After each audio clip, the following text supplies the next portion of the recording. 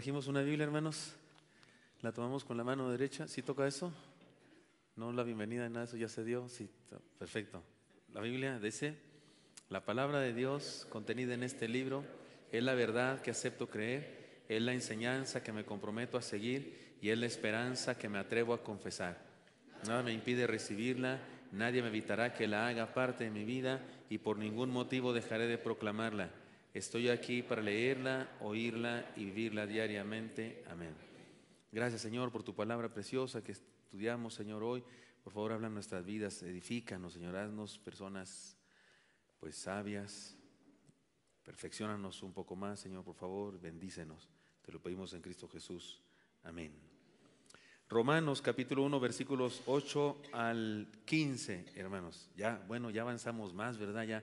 Ya son más versículos. Los espanté el primer estudio de Romanos porque nomás usé un versículo, ¿verdad? Y dijeron, no, hombre, así se va a ir. Pues vamos a acabar por ahí por el 2040. Pero no, es que ese versículo así merecía el estudio.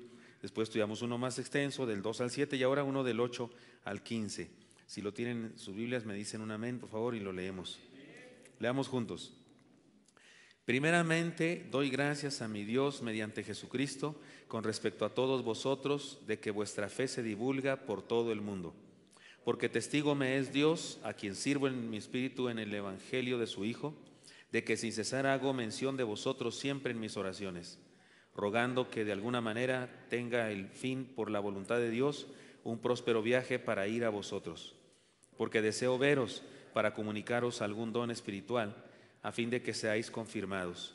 Esto es para ser mutuamente confortados por la fe que nos es común a vosotros y a mí. Pero no quiero, hermanos, que ignoréis que muchas veces me he propuesto ir a vosotros, pero hasta ahora he sido estorbado, para tener también entre vosotros algún fruto, como entre los demás gentiles. A griegos y a no griegos, a sabios y a no sabios, soy deudor. Así que en cuanto a mí, pronto estoy a anunciaros el evangelio también a vosotros que estáis en Roma. Gracias, Señor, por tu palabra.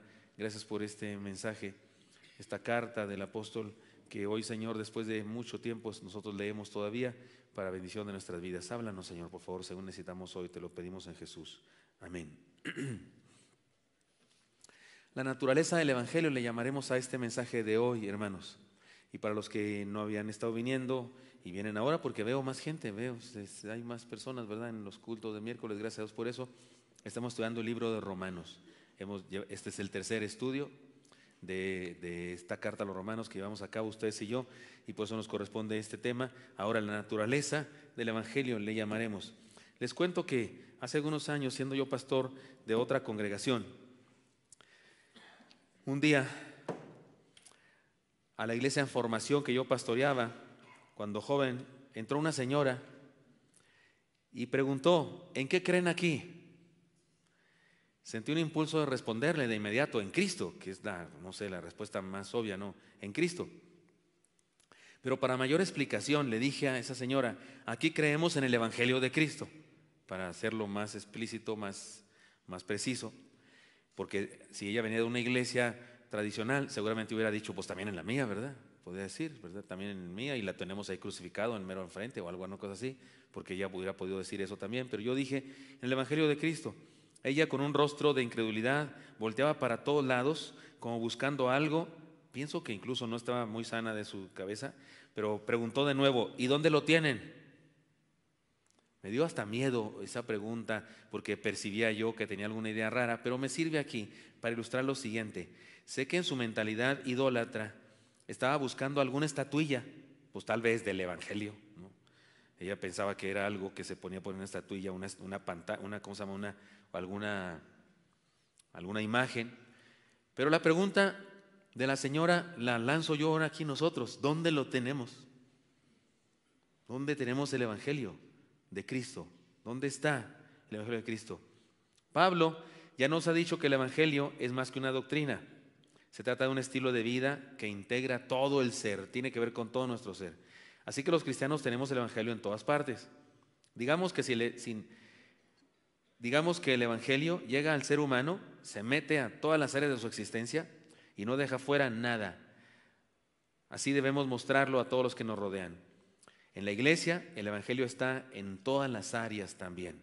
Pero este pasaje nos dice algunas cosas con respecto al Evangelio, algunas áreas que abarca el Evangelio de Cristo en nuestra vida.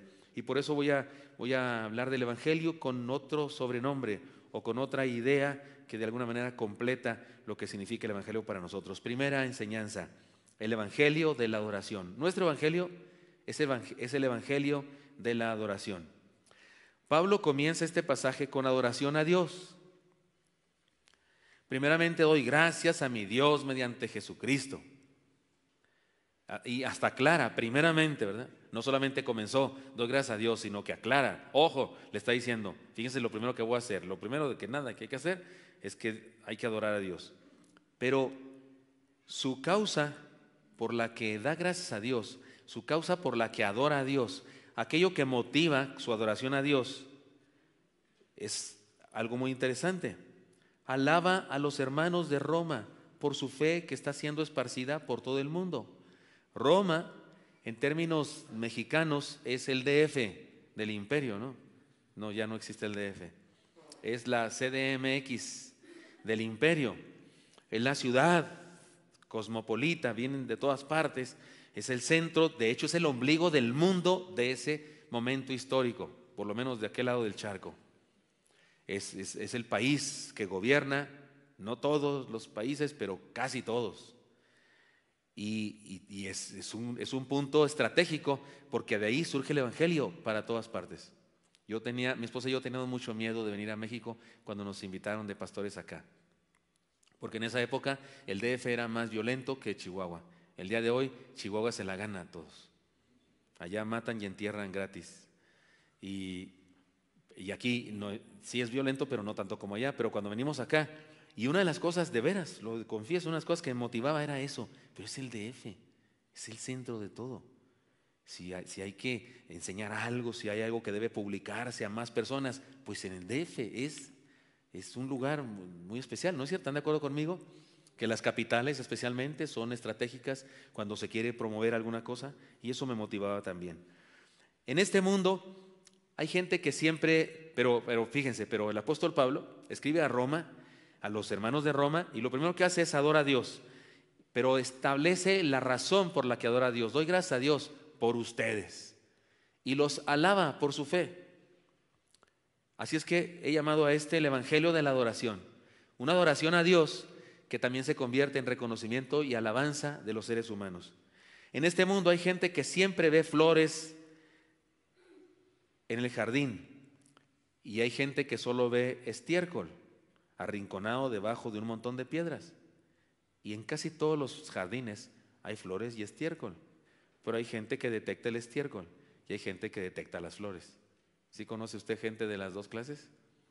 Hay gente a la que se le facilita alabar y otra a la que se le facilita criticar. Una persona que vive el Evangelio definitivamente es de las primeras. Ve las flores, ve las bendiciones y alaba.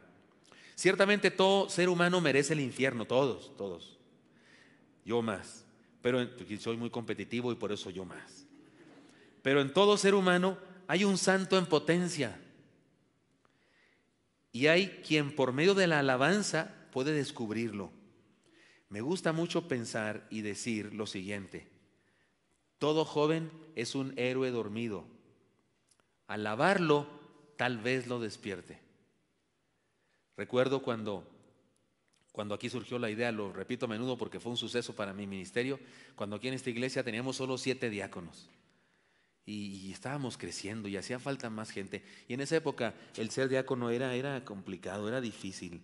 Había que hacer un estudio y no sé qué, y a algunos se les ordenaba a la usanza bautista, que es una tradición muy específica y toma tiempo y esas cosas, ¿no? Y hay iglesias que hasta se resisten. Hay diáconos a prueba, hay diáconos activos y no sé qué. Y un día se me ocurrió a mí y propuse aquí en el culto de negocios que nombráramos diáconos. Muchos, se me ocurrió, muchos, 30 y tantos de un jalón. Recuerdo incluso a una mamá que cuando oyó el nombre de su hijo dijo: mi hijo diácono. O sea, ni su madre confiaba en él. Dijo: mi hijo diácono, pastor. O sea, yo creo ni votó por él. Pero yo convencí a todos, les dije: hermanos, necesitamos un equipo, llamémoslos. Creamos en ellos. En ocasiones es bueno hacer eso. Insisto, en todo joven hay un héroe dormido y tal vez alabarlo lo despierte. Usted lo ve ahí tiradote en el culto, plática con el de al lado, con el celular actualizando su Facebook, y usted hasta le gordo, este chamaco, ¿qué le pasa? Mira nomás, bribón ahí, mugre chamaco, arrabalero, no tiene respeto para el templo. Cuando yo me convertí, un hermano que ya falleció, el hermano David Hernández, papá de 9 muchachas de la iglesia. O sea, su familia surtía a todos los jóvenes ahí de la iglesia, ¿no? Porque había de todas las edades. Sí, tuvo 9 hijas, de verdad, tuvo 9 hijas. Andaba buscando el varón y se siguió y tuvo 9 hijas. Y había unas 3 hijas que eran amigas mías. Y yo no sé qué le contaron a él. Yo tenía recién convertido unos meses. No, y estoy hablando de pocos meses. 2, 3, no sé cuántos. Y un día en un culto, se acercó a mí y me dice, hermano Gilberto, usted es Gilberto, ¿verdad?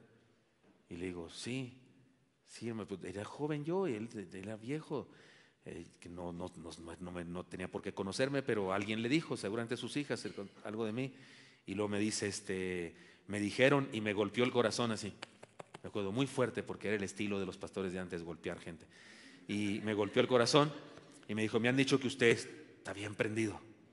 Y yo no le entendí bien porque el lenguaje religioso todavía me fallaba, ¿no? Y eso es prendido, ¿cómo sea? Yo imaginaba así un cantante de rock bien prendido o algo así. Y luego me dicen, ¿de qué habla, hermano? Me dijeron que usted se convirtió en serio. Oiga, a lo mejor ni era cierto. A lo mejor yo estaba nomás ancochado y medio mundanillo todavía, porque tengo que reconocer que tardé unos meses en seguir haciendo lo mismo que hacía en el mundo antes de convertirme, pero ese golpazo en el pecho y esa idea de ese hermano que me alababa porque según él yo me había convertido muy en serio, pues despertó algo en mí y ahora quise, pues amén, pues ¿y qué tal si soy como él dice que soy? ¿Y qué tal si se la creo, se la compro y me comporto así?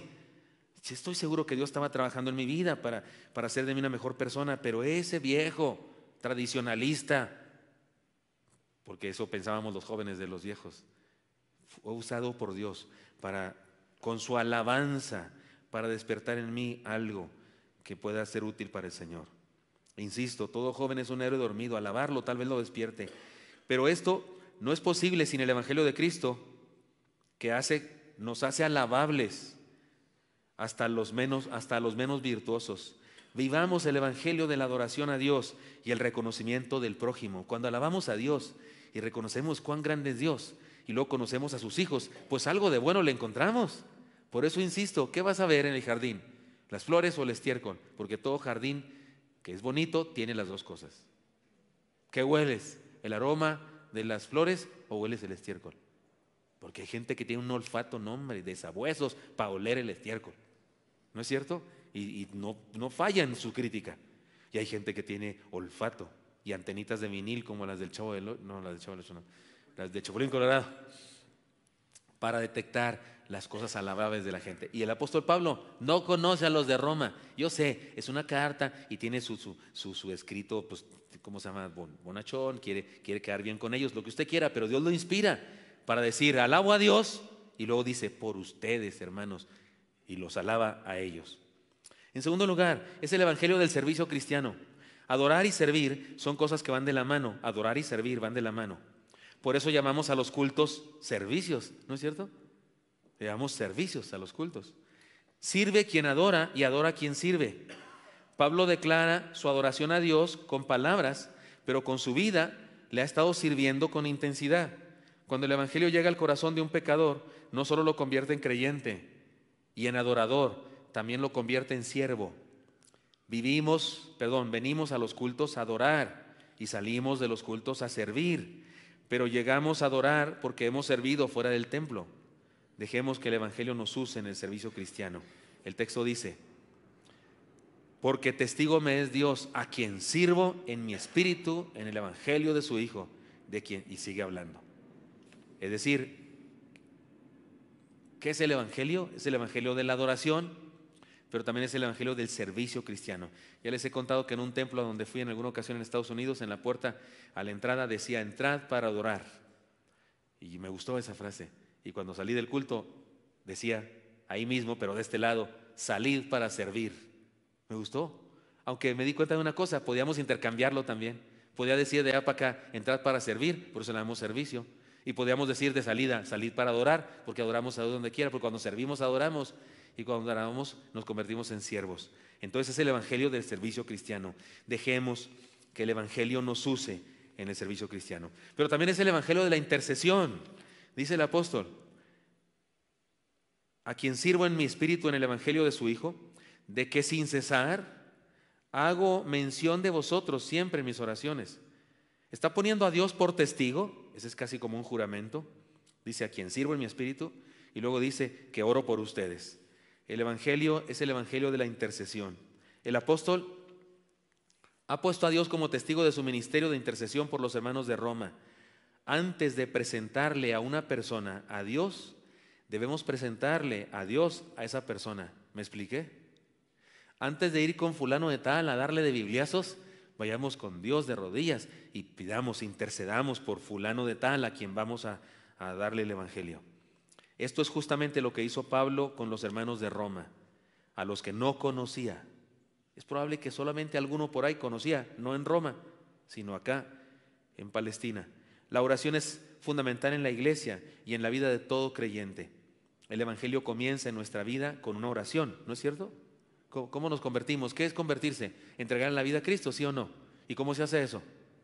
Con oración. Así comienza el evangelio en nuestra vida, así comienza la vida cristiana. Pues así debería seguir, de la manera que habéis conocido al Señor, andad en Él, dice el apóstol también. El evangelio comienza en nuestra vida con una oración y se mantiene en nuestra vida por la oración. Ser un hombre o mujer evangelizados es ser personas de oración. La iglesia tiene vida y se mantiene saludable por causa de la oración de intercesión que realizan los miembros unos para con otros. Intercedamos. Lo sé, no se ofenda a nadie, no se ponga el saco si no le queda, pero sé que esas estrategias que he propuesto cada año para orar con intensidad, sé que algunas personas así como que: ya salió el pastor con sus ideas, ¿para qué nos incomoda tanto? De hecho se nota porque un porcentaje altísimo de la congregación no atiende esas estrategias, no se sienta aludido a menos que lo merezca. Por ejemplo, los 3 años anteriores o 4, no sé cuántos hicimos días de oración y ayuno de oración. Aquí estábamos, se llenaba este lugar, había niños, había adolescentes en ayuno de oración, pero yo creo que en nuestra iglesia faltaban a esas actividades. ¿Cuántos les gusta a usted? ¿Unos 2,000 personas o 1,500 personas o cuántos faltarían? Porque este lugar se llena con 350. Si está a reventar, pues estamos en 50.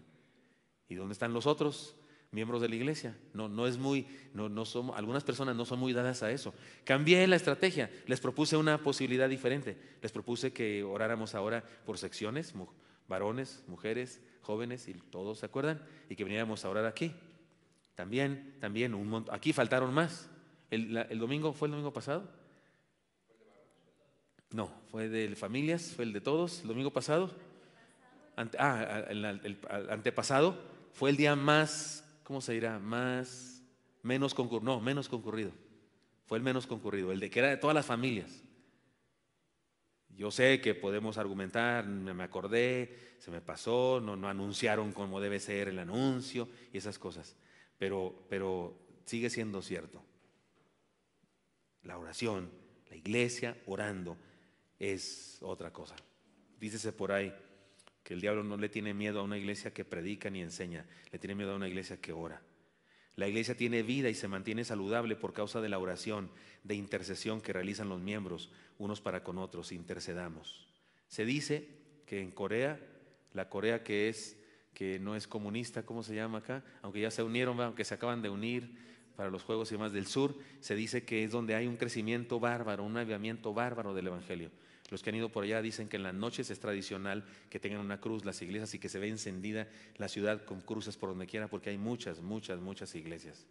Se predica mucho el evangelio por allá. Ellos ahora envían misioneros. Antes los más misioneros eran los norteamericanos, que enviaban misioneros a todas partes del mundo. Ahora los coreanos, también los brasileños, están repuntando, están haciendo lo suyo. Y todo el mundo sabe que allá en Corea los cultos comienzan a las 5 de la mañana, a las 6 de la mañana. es decir, y a reventar. Usted puede ver en internet, métase ahí, iglesias allá en Corea, y puede darse cuenta que hay congregaciones en donde cada día hay un culto de oración por la mañana. La gente antes de irse al trabajo van al templo a orar. Y usted está pensando en un templo como este. No, Señor, un templo donde caben 10,000 personas y está a reventar a las 6 de la mañana. Y ahí están orando todos, y unos de rodillas y unos de pie en grupos, y un breve mensaje de aliento para ese día. Me estoy hablando no del domingo, primer domingo del mes. No, estoy hablando de todos los días. Ahora no se preocupen, no les voy a proponer que oremos todos los días aquí, no se preocupen, no voy a proponer eso, pero sí me gustaría que usted y yo todos los días, muy temprano, como dice el canto, como dice el Salmo, con el Salmo 5, ¿no? De mañana oirás mi voz, y que seamos gente que intercede. El evangelio es el evangelio de la intercesión. También es el evangelio del compañerismo. El texto dice: sin cesar hago mención de vosotros siempre en mis oraciones, rogando que de alguna manera tenga al fin, por la voluntad de Dios, un próspero viaje para ir a vosotros, porque deseo veros para comunicaros algún don espiritual. Y eso lo dejamos, eso último, para otro punto. Pero el evangelio es el evangelio del compañerismo. Definitivamente el evangelio no es para solitarios, lo hemos dicho aquí montones de veces, sino para compañeros. Cuando el evangelio llega a la vida de un hombre o una mujer, lo convierte no solo en amante de Dios, sino en amante del ser humano. Teófilo significa eso, amante de Dios. El libro de los Hechos fue escrito para un tal Teófilo, que a lo mejor era un hermano, una persona, o a lo mejor no era nadie, y Lucas le puso así para referirse a todos los Teófilos aquí presentes, todos nosotros amantes de Dios. Pero el cristiano no solo se convierte por el evangelio en amante de Dios, sino en amante del prójimo. De ahí que Juan diga, Juan el de las cartas, dice que es mentira que amamos a Dios si no amamos al hermano. ¿Dice o no dice eso? Primera de Juan 4:20, ¿no es cierto? El que dice que ama a Dios y no ama a su hermano es un mentiroso. Porque ¿cómo ama a Dios a quien no ha visto y no ama a su hermano a quien sí ve? ¿Han leído ese pasaje? Es justamente el compañerismo una de las herramientas más poderosas de la tarea de la evangelización del mundo. Uno de los eruditos del iglecrecimiento nos habla de las enfermedades de la iglesia. Y hay una enfermedad a la que él llama koinonitis. ¿Han oído hablar de la koinonitis? La koinonitis consiste en la exagerada comunión que existe entre algunos cristianos viejos de las iglesias que impiden la integración de nuevos cristianos al cuerpo de Cristo.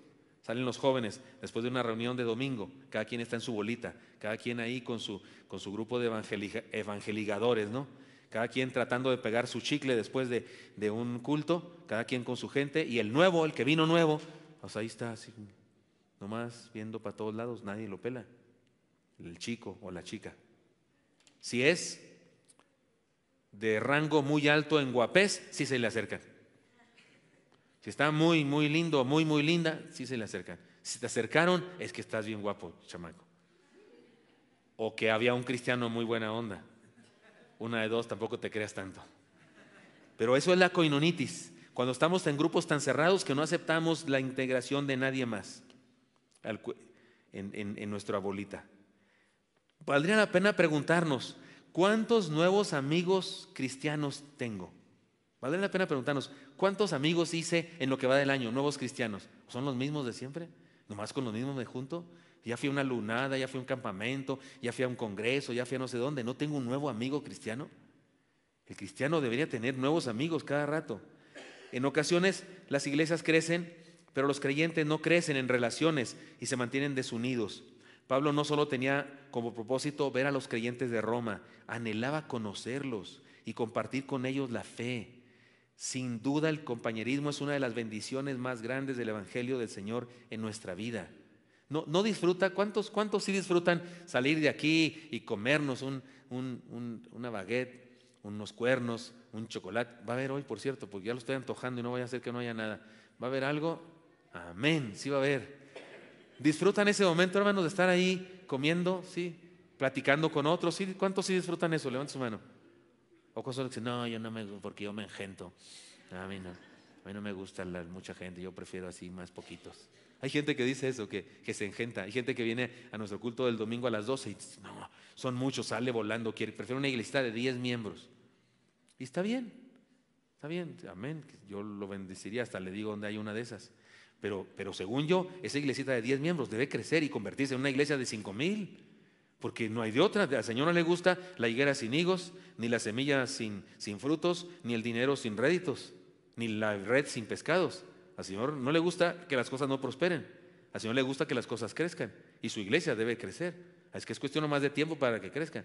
Pero es que hay gente que hasta su himno favorito con respecto a la iglesia, su himno favorito respecto a la iglesia es ese que dice: por eso aún estoy en el lugar de siempre, en la misma ciudad y con la misma gente, para que tú al volver no encuentres nada extraño y sea como ayer y nunca más dejarnos. Hay gente que le gusta eso, los mismos siempre, per seculam seculorum, que quiere decir para siempre. Los mismos siempre, y llegan gente nueva, se convierten en 20, se sienten así como amenazados. ¿Y estos quiénes son? Es porque son gente nueva que viene con talentos, con dones, con habilidades, y que a lo mejor te quita la chamba si no la estás haciendo bien, amigo. Y eso es lo que le molesta a algunas personas. Se nos dificulta la integración, pero el compañerismo es lo que integra a la gente, y el evangelio de Cristo es el evangelio del compañerismo. No solo anhelaba verlos, anhelaba conocerlos, compartir con ellos, echarse un tabule, un pan con garbanza o humus, como le quiere llamar, y la otra mitad con jocoque. Esas son comidas no solo árabes, también son comidas judías. Deseaban comerse algo, un café. Eso sí es café, para que vean, un café turco, un café. Allá se inventó eso, allá nació la planta esa, Kafka, por eso se llama café. No nació acá, de acá la trajeron, y por eso aquí algunas gentes toman agua de calcetín y no saben lo que es el verdadero café. Y Pablo quería echarse un café de esos de verdad, con algunos de los romanos, y simbolizar con ese asunto, o un vaso de vino, porque se tomaba vino en aquella época como tomar café, y hacer por cuestión de haber comido el pacto de amistad. ¿Se acuerdan cómo simbolizó el Señor Jesucristo en Apocalipsis 3:20? ¿Cómo simboliza el Señor Jesucristo la amistad íntima? Aquí yo estoy a la puerta, llamo, si alguno oye mi voz y abre la puerta, entraré a él. ¿Y qué dice? Cenaré con él y él conmigo. Y usted dice, mira, ya se invitó el Señor hasta cenar. O sea, ¿de qué está hablando? Cenaré con él y él conmigo. Está significando tendremos un pacto de compañerismo, porque eso era en aquella época. Comer con alguien era como haber firmado en el registro civil. ¿Sí me expliqué? Era como haber, no hacía pacto usted de niño así con saliva, ¿no? ¿Sí se hacía eso? ¿O con el dedito? Bueno, yo los hacía más intensos. En Chihuahua así eran. Así está, eso es lo que significaba eso, un pacto de compañerismo. Así es que es el evangelio de la adoración, es el evangelio del servicio cristiano, es el evangelio de la intercesión, es el evangelio del compañerismo, pero también es el evangelio del discipulado. Sigue diciendo el pasaje: rogando que de alguna manera tenga al fin, por la voluntad de Dios, un próspero viaje para ir a vosotros, porque deseo veros para comunicaros algún don espiritual, a fin de que seáis confirmados. Esto es, para ser mutuamente confortados por la fe que nos es común a vosotros y a mí. También habla del evangelio del discipulado. Según Pablo, la fe de los romanos se estaba transfiriendo, pero él quería estar con ellos para permitir que esa transferencia se siguiera dando con su participación. O sea, quiero ser parte de ustedes, quiero poner mi granito de arena en eso de transferir la vida. La vida cristiana es transferencia de vida, definitivamente. El Espíritu Santo nos usa como canal de bendición para crecimiento de otros. Cuando habla Pablo de un don espiritual, por favor, no lo interprete neocarismáticamente. Por favor, apague el canal enlace en su cerebro en este momento. No está hablando de eso, no está hablando de eso, de ridiculeces que inventan algunos. Don espiritual, la palabra don significa regalo, no siempre significa lenguas, milagros, sanidades, es regalo. ¿Qué le trajeron los magos a Jesús? Dones. ¿Y cuáles dones serían? El don de lenguas, del oro, incienso y mirra. Unas mujeres que no tenían maridos ni tenían hermanos en la repartición de la tierra prometida fueron con Josué y le dijeron: creo que también merecemos, para que nuestra familia no se quede sin nada, porque no hay hombres en nuestra familia, merecemos que nos des a nosotros también dones, y estos dones te pedimos. esta tierra y estos pozos.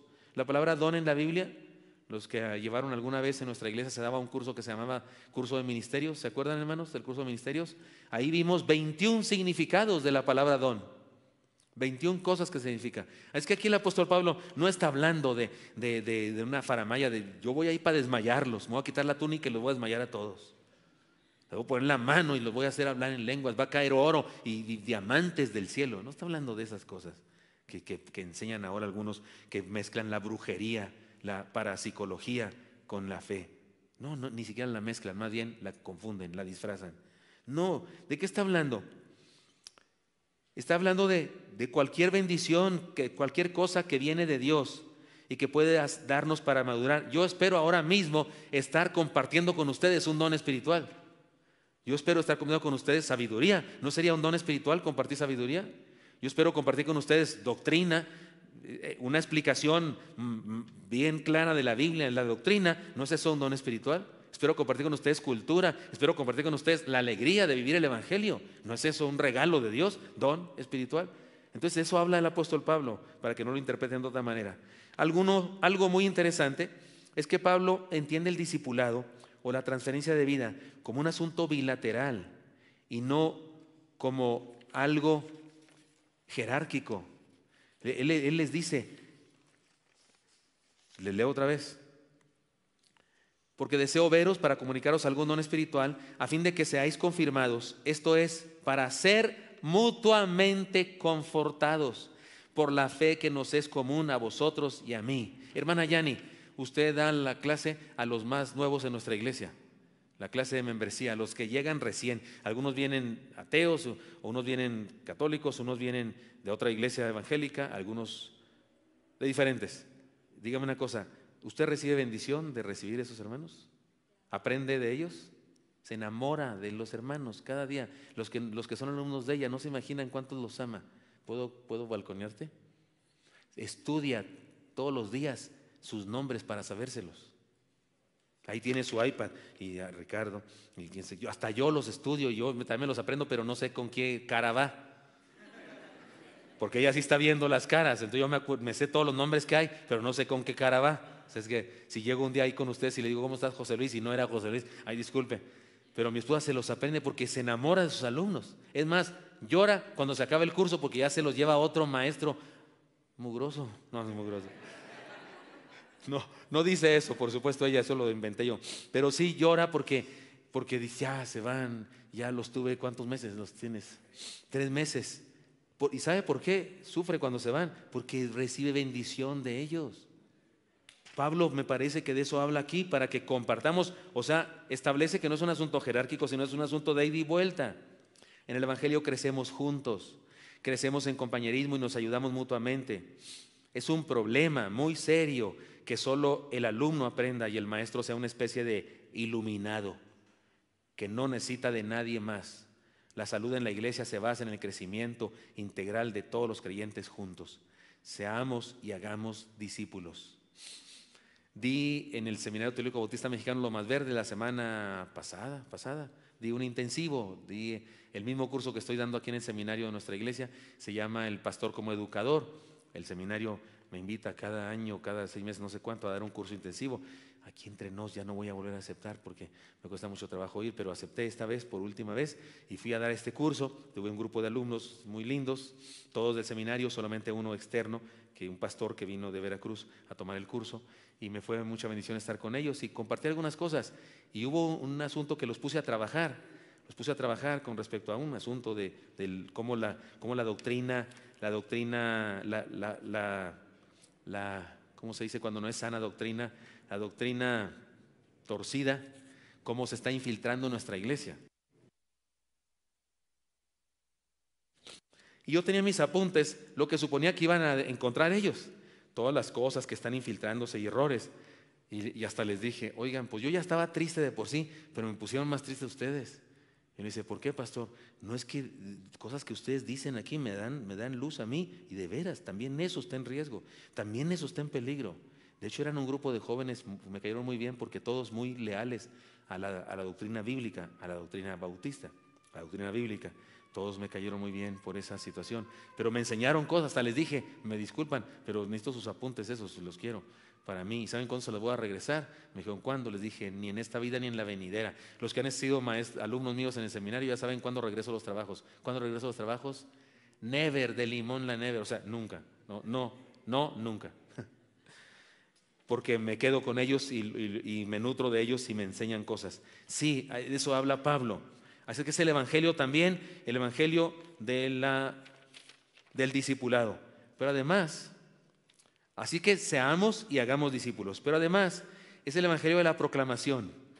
Dice el pasaje: esto es para ser mutuamente confortados por la fe que nos es común a vosotros y a mí. Pero no quiero, hermanos, que ignoréis que muchas veces me he propuesto ir a vosotros, pero hasta ahora he sido estorbado, para tener entre vosotros algún fruto, como entre los demás gentiles. A griegos y a no griegos, a sabios y a no sabios, soy deudor. También es el evangelio de la proclamación. El apóstol interpreta su privilegio de conocer el evangelio como una deuda con respecto a todos los demás seres humanos. Él dice, estamos en deuda. Que yo conozca el evangelio me hace deudor. O sea, no es posible que yo sepa algo que los demás no saben. Tenemos que reconocer que no solo habla de los no evangelizados. Los romanos ya eran creyentes, pero el apóstol quería tener fruto entre ellos. Podemos decir que nunca terminamos de evangelizarnos. Siempre estamos en crecimiento en el evangelio viviente del Señor. Cada sermón, cada canto, cada testimonio, plática constructiva nos evangeliza un poco más. Pablo quiere compartir el mensaje con los hermanos de Roma, pero también con todos los que le rodean. Cuando dice a griegos y a no griegos, literalmente está diciendo a cultos y a bárbaros, soy deudor. Está tratando de reconocer su responsabilidad como un asunto de lo más amplio posible. La proclamación es el asunto más amplio posible.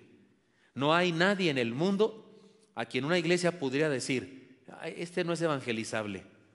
Fui pastor de una iglesia allá en Chihuahua. Y había un líder ahí en esa iglesia que yo quería que trabajáramos con drogadictos, que evangelizáramos. Había varios jóvenes ahí en la iglesia que tenían amigos así. Y él decía, no, pastor, no. Evangelizar a drogadictos no paga. ¿Han oído eso de que el crimen no paga?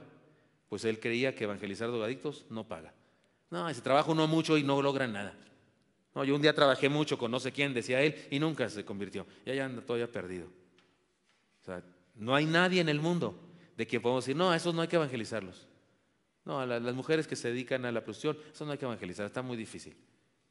Eso es una locura, es una insensatez. La iglesia cristiana está en deuda con todos los que no tienen el evangelio de Cristo. Les cuento algo, lo he contado antes, pero aquí vale la pena para entender esto. El hermano Tucker, Roberto Tucker, todavía está en la junta, trabajaba en la junta de la Casa de Publicaciones con mi esposa.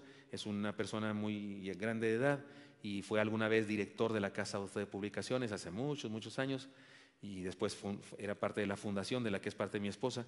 Y él, escuché esta historia un día. La escribí en un libro, pero la escribí chueca, pero ya que me lo encontré otra vez, me lo contó otra vez y ya entendí, pero ya no le puedo cambiar el libro en este momento. Pero él andaba en Uruguay, yo decía que en Argentina, pero era en Uruguay. En Uruguay también hay pampa, así como hay una pampa argentina y una pampa uruguaya, de hecho están en la frontera, se juntan. Él me dice que es una extensión de planicie de tierra así, se pierde la vista, se puede ver el horizonte porque no hay montañas allí, es una planicie muy grande. Y él iba, estilo gringo, con un grupo de hermanos misioneros en una camioneta que habían rentado, y dice, a kilómetros hacia atrás de nosotros no había nada, ni un alma, ni casa, ni árbol, ni tienda de nada. Y a kilómetros hacia adelante no había nada. Yo me sentía, estamos en el mero, y se descompuso la camioneta. De repente, se para. Y dijo, estamos muertos aquí. La temperatura baja a grados que se muere la gente en ese lugar. Y dice, ¿qué vamos a hacer? Señor, ayúdanos, bendícenos. Y que de pronto vieron así una polvadera que se levantaba. Pues allá viene algo.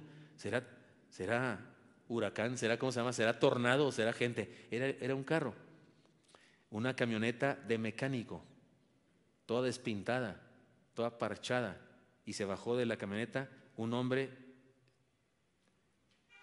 que era como copia de la camioneta. Sucio, despeinado, lleno de aceite. Y se para y dice, ¿qué hacen aquí? Chaparrito, dice el hermano Tucker, que era chaparrito. ¿Qué hacen aquí, señores? Que esto es peligroso. ¿Qué hacen aquí? Pues que no funciona la camioneta.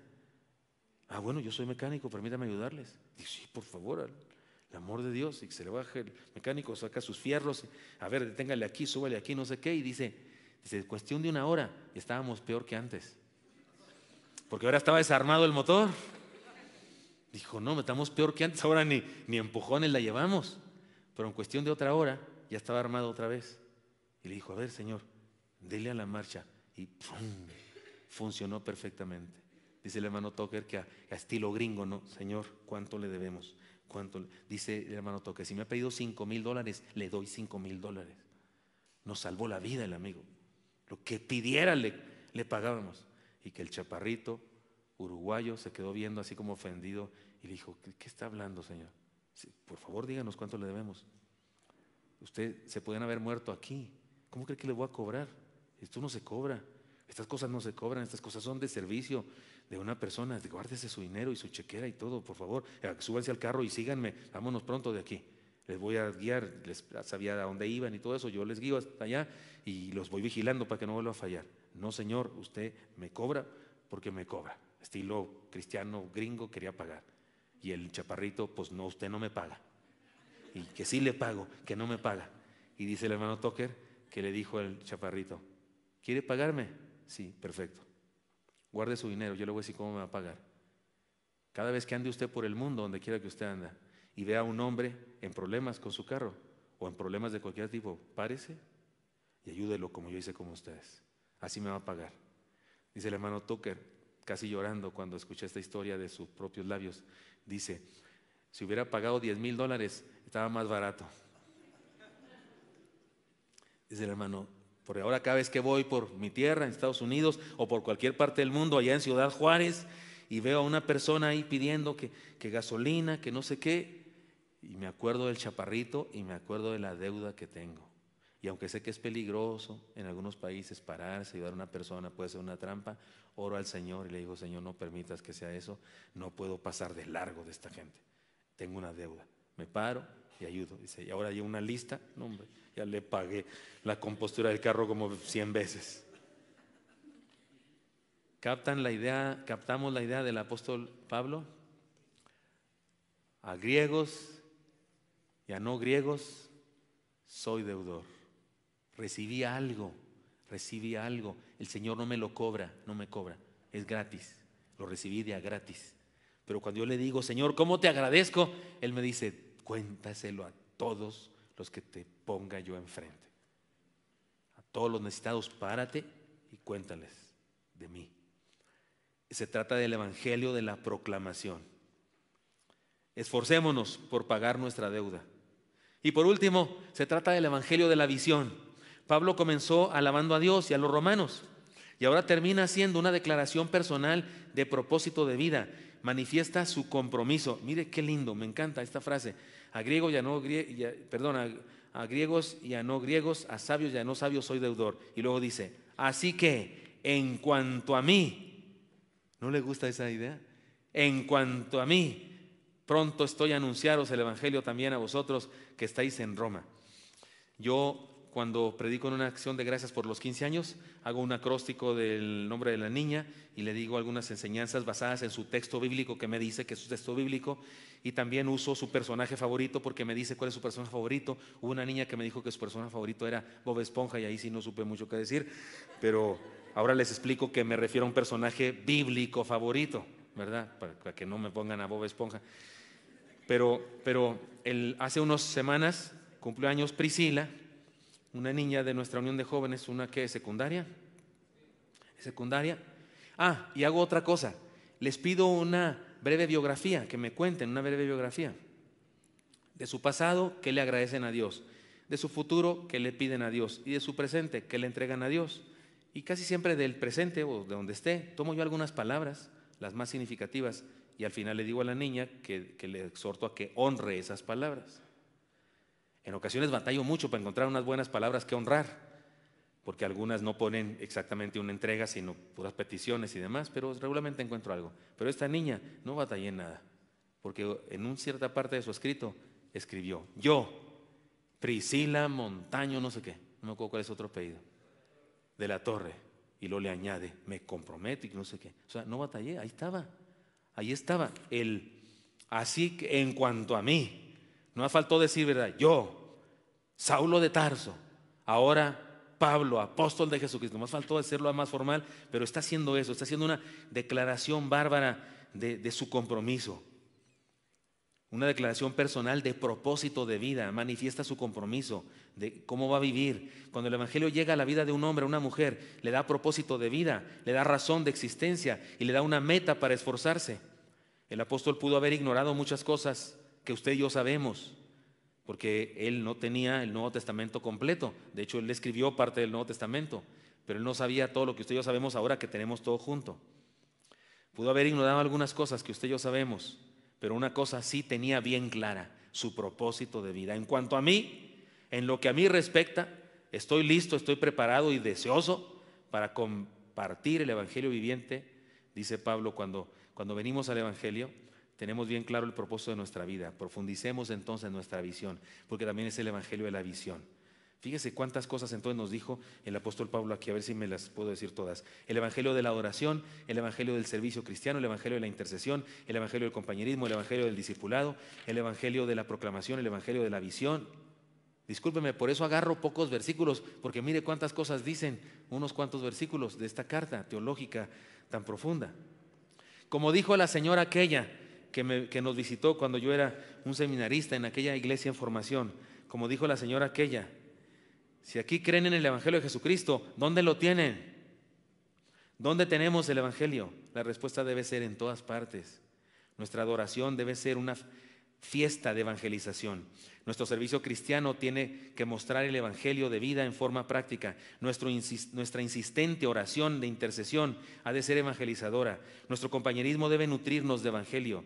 Nuestra tarea de discipulado debe ser transferencia del Evangelio viviente. Nuestra proclamación debe ser torrente de vida que evangeliza al mundo. Y sobre todo nuestra visión de vida como individuos y como comunidades de fe debe estar llena del Evangelio viviente. En todas partes está el Evangelio en nuestra vida. Vivamos a plenitud del Evangelio. Es más, ¿me ayudan a leer esa declaración? Por favor, lean conmigo. Vivamos a plenitud del Evangelio de Cristo, que cada poro de nuestra piel lo experimente, cada cabello, cada órgano de nuestro cuerpo, cada célula, que cada cosa que hagamos en la vida diaria esparza el Evangelio. Amén. Y no sé si están escritos ahí una tarea que les quiero dejar. ¿Lo tenemos en la pantalla? No. Porque quiero que es una tarea de 3 puntos. Número 1, proponte alabar más y criticar menos. 2, decide vivir sirviendo a otros.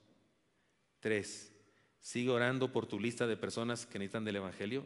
Es que esto fue parte de una campaña. Y habla con Dios y comprométete a transferir vida, a transferir el Evangelio a todos los que te rodean. He dicho, oremos. Señor Santo, gracias. Gracias por tu Evangelio, Señor.